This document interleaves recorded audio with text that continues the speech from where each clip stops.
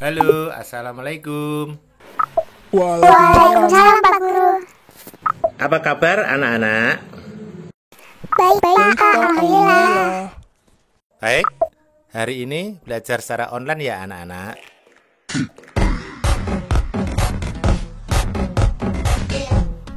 Halo guys, selamat datang di Sambio Channel. Jangan lupa untuk subscribe, tekan tombol loncengnya, like, share, and comment ya guys. Thank you. Halo, selamat pagi anak-anak. Apa kabar?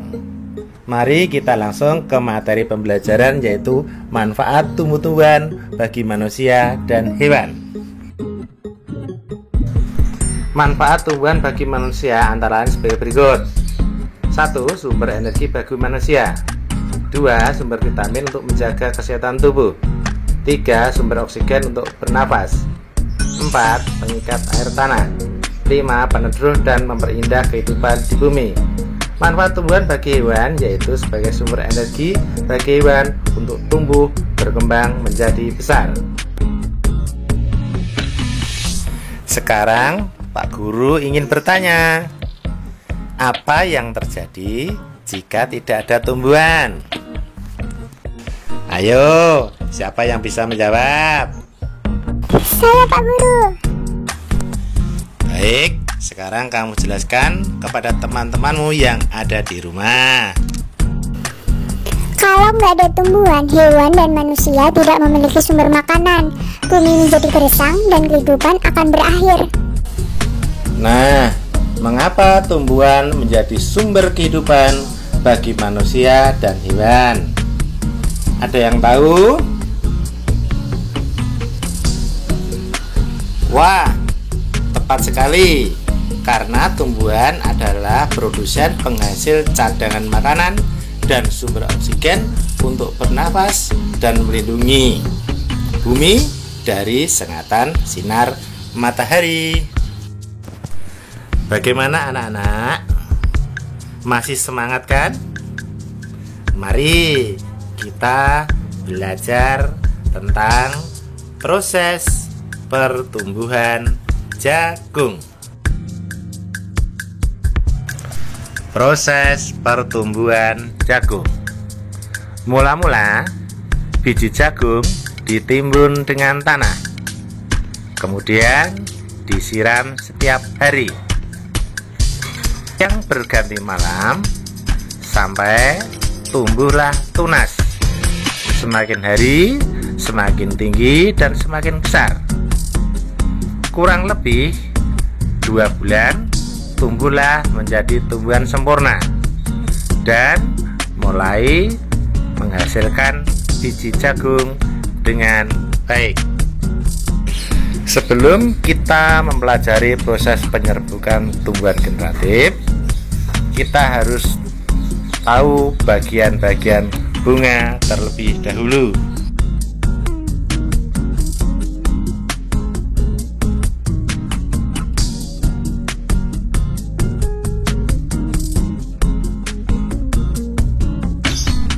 Tangkai,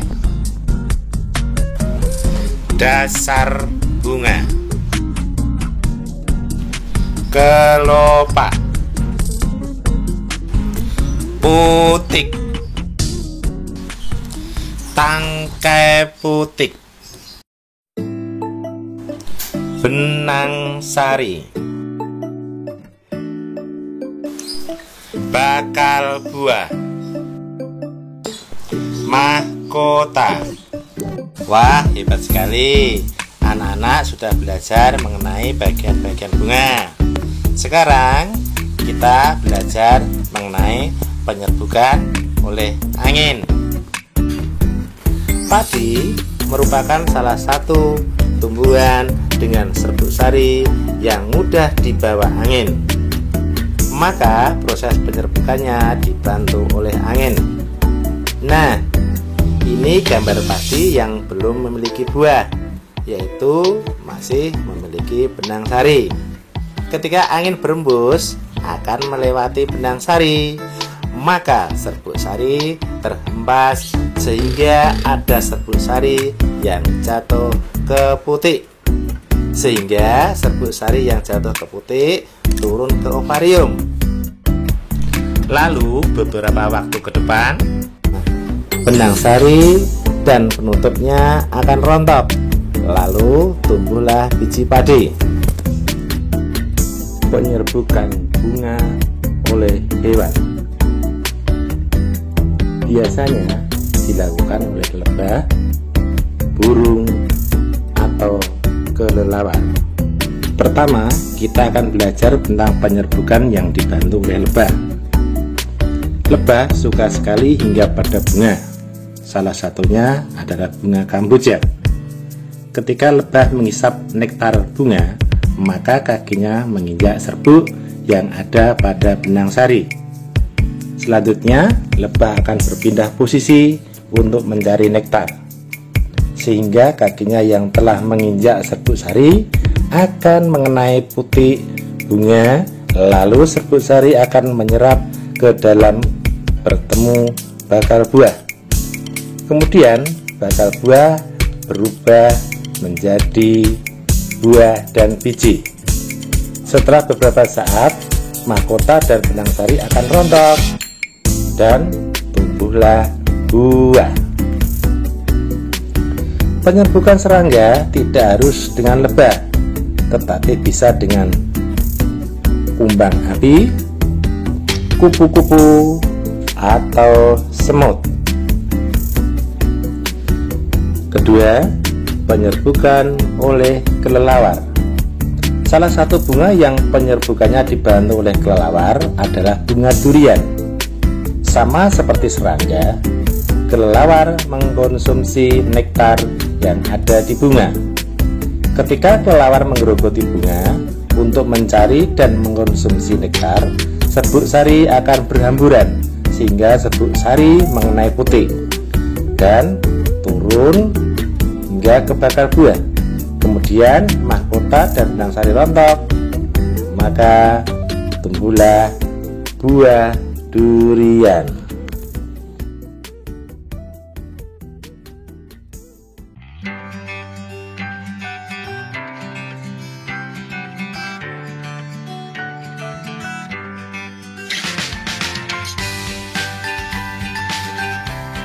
Ketiga, penyerbukan dibantu oleh burung. Banyak sekali burung kecil yang membantu penyerbukan. Salah satunya adalah burung kolibri. Ia mengkonsumsi nektar pada bunga, sehingga serbuk sari berhamburan dan turun ke putik, lalu menyerap sampai ke bakal buah. Akhirnya, mahkota serta benang sari rontok dan tumbuhlah buah.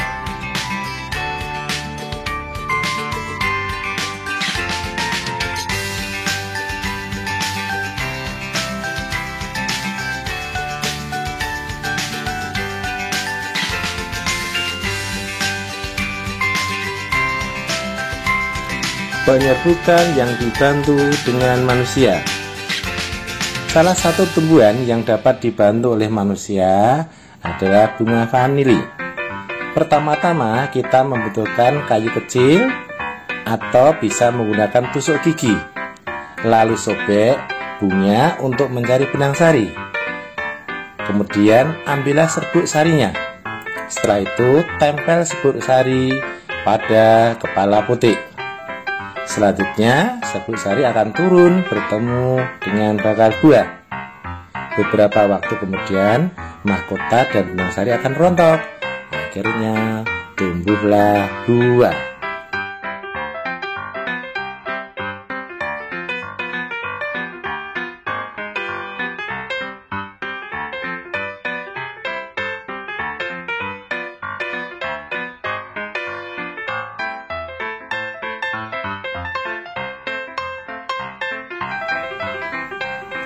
Penyerbukan yang dibantu dengan air.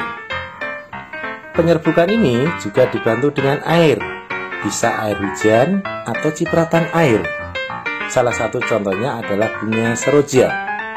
Ketika ada air yang menempel pada benang sari, ia akan jatuh ke putik, maka terjadilah penyerbukan. Serbuk sari masuk ke putik hingga ke bakal buah. Beberapa waktu kemudian, mahkota dan benang sari rontok dan tumbuhlah buah. Wah, sudah hampir selesai anak-anak. Sekarang kita akan belajar mengenai jenis-jenis penyerbukan. Mari kita perhatikan. Jenis-jenis penyerbukan terdiri dari penyerbukan sendiri, penyerbukan tetangga, penyerbukan silang, dan yang terakhir adalah penyerbukan bastar atau berbeda jenis. Kita sudah di akhir pembelajaran ini anak-anak. Gimana? Mudah sekali kan? Semoga paham ya anak-anak semua. Sampai jumpa di video berikutnya.